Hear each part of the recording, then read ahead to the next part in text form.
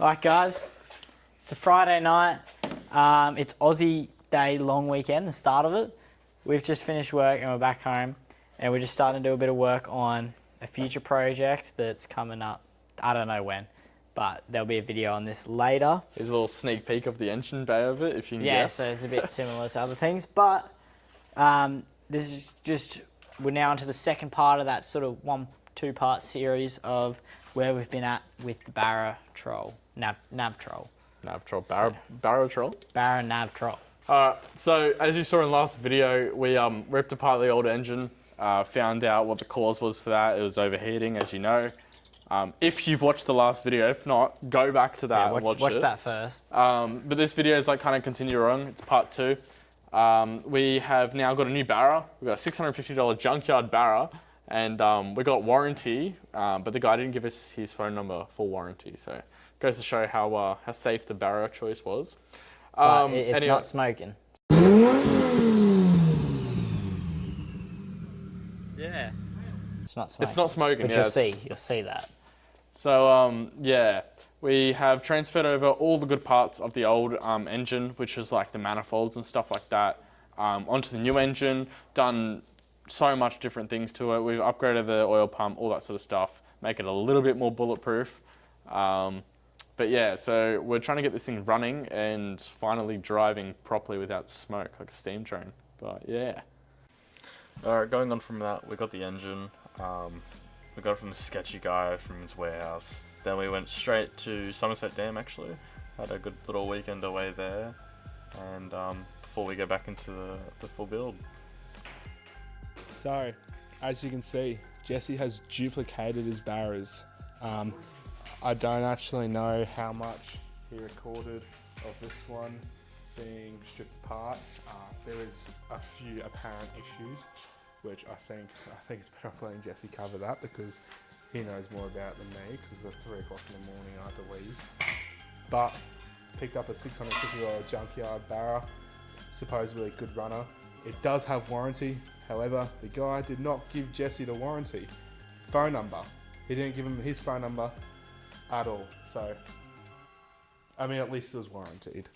But that warranty doesn't matter right now anyway, because we're ripping this apart to put these goodies out of this engine, like the head studs and the oil pump and everything. I'll upgrade oil pump gear, whatever Jesse has, and just ripping all the stuff off.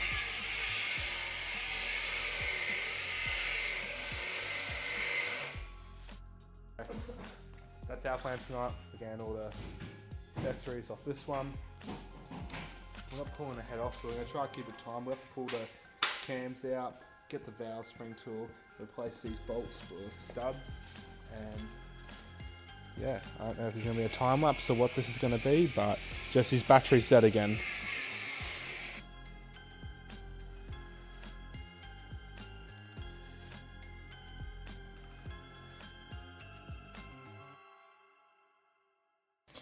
As you can see, we're getting into stripping the engine down, pretty much taking everything off that we don't need, so manifolds, engine mounts, all bolt-ons.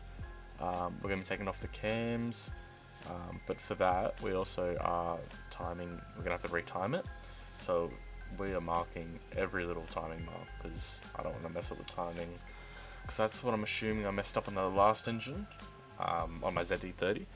But yeah, so getting into, we're doing the head studs, gonna get them all down, torque to spec. We're doing one at a time so we won't have to lift the head, and yeah.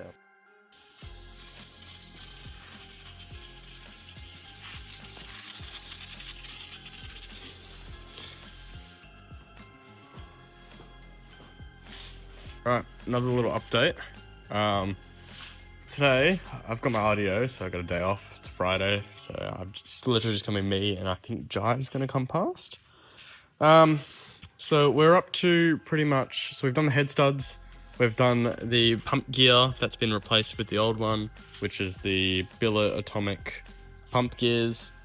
We have to change the sump over to the turbo one, as I think mainly it's just literally just got the turbo fitting down the bottom, the drain plug, but we're now up to the valve springs. as you can see, they're just standard Barra valve springs, very dirty, very crappy like that. But all the head studs have been done, which is good. So for that, look, I haven't got the proper atomic valve spring compressor kit, but I've just got this basic super cheap kit. I've seen another guy on TikTok do it, so I'm like, oh, should work. If not, we can cut it up and make it work. Also, found out that the rear main seal is leaking, so while we're in here, may as well replace it. Got one of those. And yeah, so we're hoping, look, today's Friday, we're hoping by the end of the weekend, this thing's back in the car and running. Yeah, I know what you're thinking, but I reckon we got a good shot at it. Yeah, so we're gonna crack on. We've got 2 different types of valve compressor kits. We've got like a C-clamp style, which goes over the block, but that only works in this scenario where the block's out of the engine. But in that scenario, you're gonna need the top mounted setup. So we'll see how we go. This is the basic kit. Pretty much this bolts onto the front, I'm pretty sure, like that. And then you've got your back that bolts onto the back, and then you run the pole straight across it, and you'll have your little handle, your lever. The lever is what compresses it. It also comes with a fitting, that's good. That is for your spark plug hole. So you can pump compressed air into your spark plug hole, and that should hold the valves up when you take your springs out so they don't fall into the cylinder. So, that being said, let's set this up.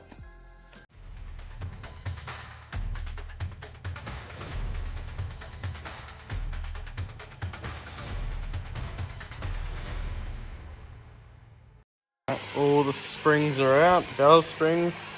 Actually wasn't too bad of a job. Super cheap tool, did well. They're all 24. All the valve retainers. I'm not sure if we're going to be using these ones or the ones on the engine. Might use those ones because they work with those valves. Yeah, as you can see, there's your valves there. Don't know how good the seals are. Supposedly bad, but they look pretty good.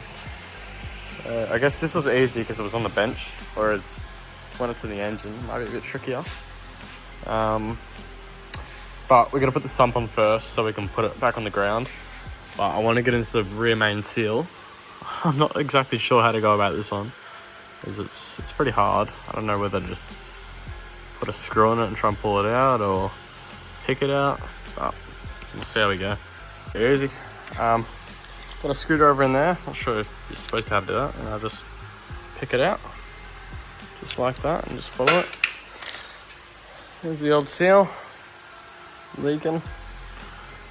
It's banging the new one. Probably going to use the outskirt of this because it's the right size. I don't have a socket that big to hit it in with, but yeah. All right, that's in, evenly put in, all cleaned up. Hopefully it doesn't leak for at least, I don't know, say 6 months till the engine dies again. I'm joking, I really hope not. We're going to do the sump, which Jai's actually cleaning up right now. Jai. What are we doing, Jai? Look at all this silicon off, mate. Oh yeah. Previous guy has caked it with silicon. He's been doing it for a good 20 minutes now. As you can see, there's so much of this shit everywhere. Nearly there. Then we can just put more silicon back on. Got to re-gasket, glue it, and put the sump back on. Then we can put it back on the ground and do the valve springs.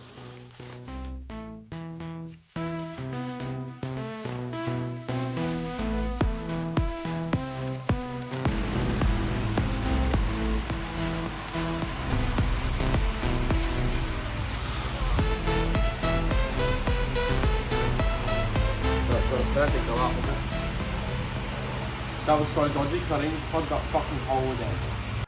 When I say again, I actually mean that because we dropped one of the valve spring retainers down the oil galley of one of them. So we're not actually sure where that's ended up yet. It's somewhere in the engine, which means we could actually be taking this head off again. Hopefully not, but yeah, gonna have to open it up and have a look. Cecil, up there there's an orange thing with a knife. We dropped the seat down the oil gallery from the very top of this engine. And And then there's another luckily it landed in the sump, not halfway down. You do one side. So thank God. But we did freshly gasket this, but oh well. Run it back.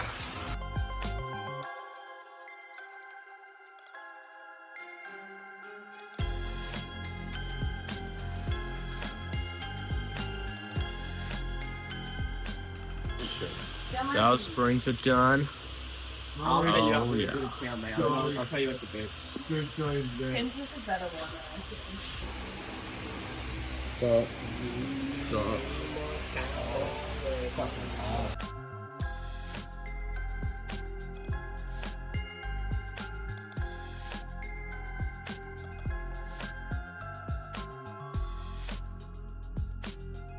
Give it a quick spray of this super cheap paint. What? See how it works. What? The operator guy on the scene here, making sure we're doing it right. Isn't that right, Crystal? How you going, mate? That's good. Yeah.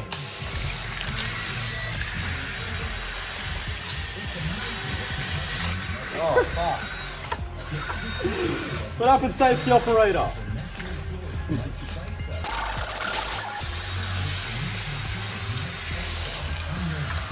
Apple sugar. New motor, refurbished.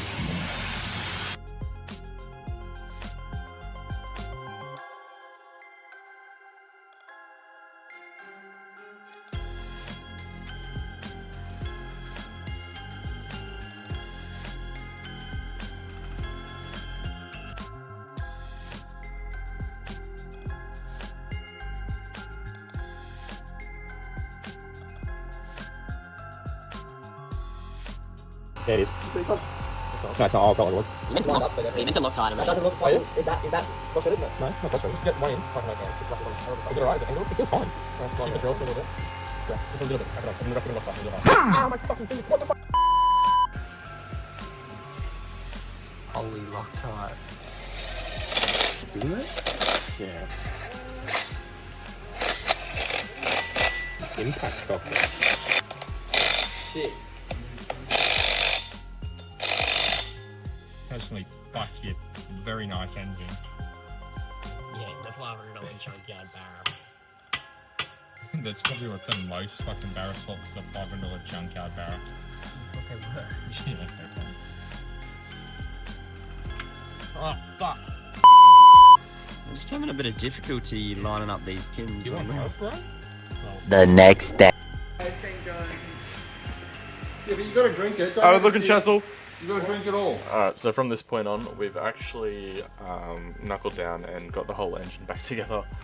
Didn't record it for some reason, and we've also got it back in the car. Yeah, I don't know why we didn't record it, but yeah, same process over and over again.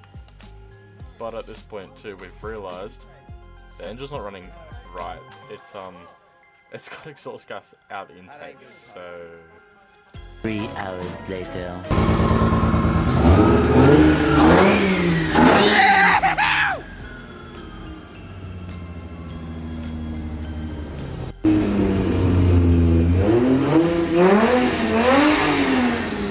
So got it back running right again. Turned out to be the cams. We put them in the wrong way around accidentally. So the exhaust cam was in the intake position, which means the engine's gonna do things a bit backwards. We did a bit more wiring though, and the headlights finally working. Bumpers back on, and we're gonna take it for its first little test run to make sure it's not smoking anymore. Seems to be pretty good so far.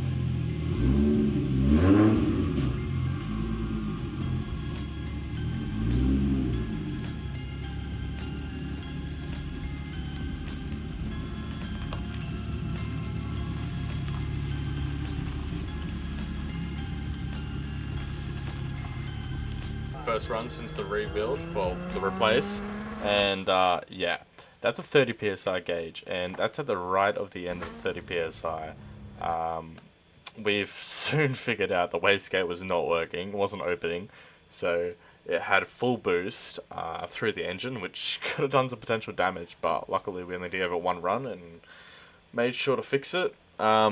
Figured out it was the springs. The springs weren't the right size for some reason. As you can see, they were moving around, got jammed, wouldn't open. So now we've got the right one, and you see it doesn't move.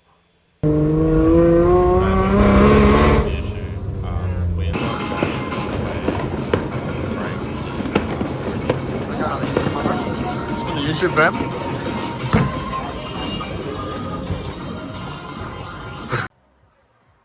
So after New Year's, we also went to Wildlands, a little festival in Brizzy.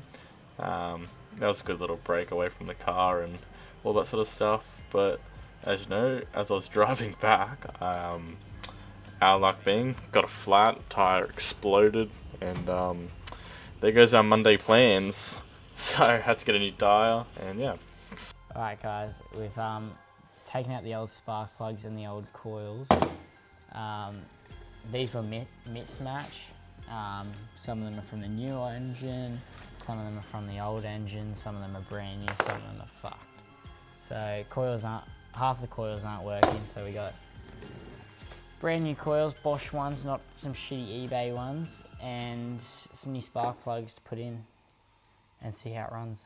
We've also got to gap the spark plugs as well, because that can cause spark blowout and boost. We've also got wastegate valve seat, but that is the wrong one, so I have to change it again. And we just put in a brand new spring for the wastegate. And we're going to run a 7 psi just to stop it from over boosting for now. Well, that's what we think it is, but we'll see how we go.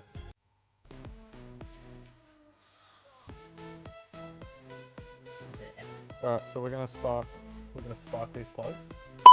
We're gonna gap these spark plugs. If I can even get it out. We're going to 0.06, I'm pretty sure. Alright, 0.6 we're going to. So we need 10 and 50. That's what we need. So that's what we're gapping into at the moment, as you can see. You're actually bang on. What the fuck? Alright, sorry, we're going to 0.5, so 0.50. As you can see, it's got a little bit of movement. It's actually pretty close already, so it's only going to need a minor tap. So, just chuck it like this. Until they're pretty much rubbing, which is pretty much it. That's it. That's one. Repeat.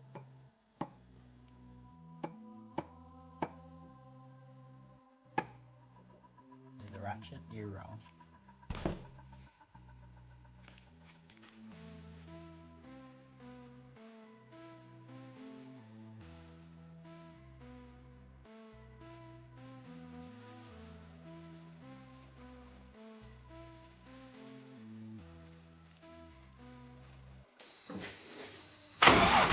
Holy fuck! Yep.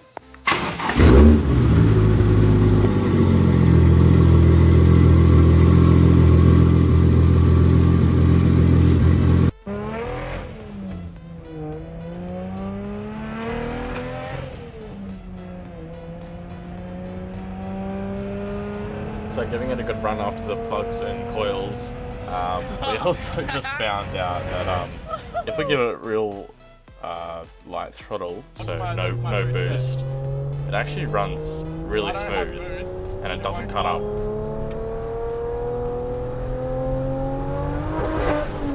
As soon as I hit boost. Yeah. See? 6 psi. Gotta be tuning. Gotta be fucking tuning. Yep, so it probably was tuning, but I ended up buying the PCM Tech software, which is to tune barras, with no idea of how to tune them, but we gave it a go, see if we can help fix it.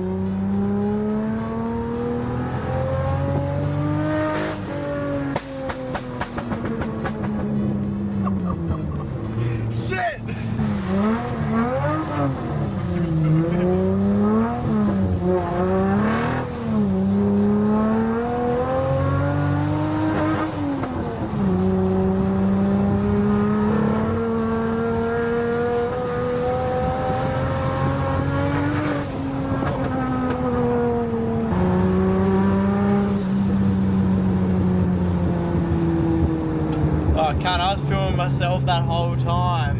You fucking idiot. I think it's just smoking. I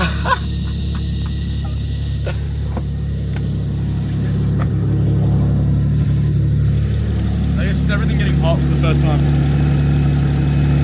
Holy shit. That's the smell. Yeah. Yeah.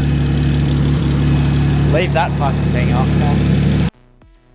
So we're kind of thinking, since we don't really know how to use the program, we might just leave it to the professionals, take it to the dyno and get it tuned, I think.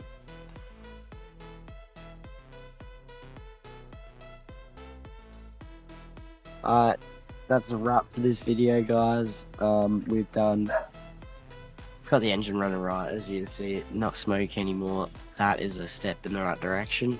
Now we're just onto the fine tuning, which is going to take some time and a lot of effort, but we're going to get there in the end.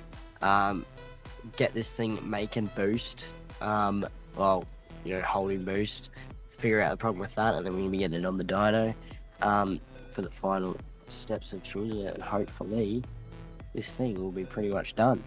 So stay tuned for the next video when that happens, guys, and hit the like button.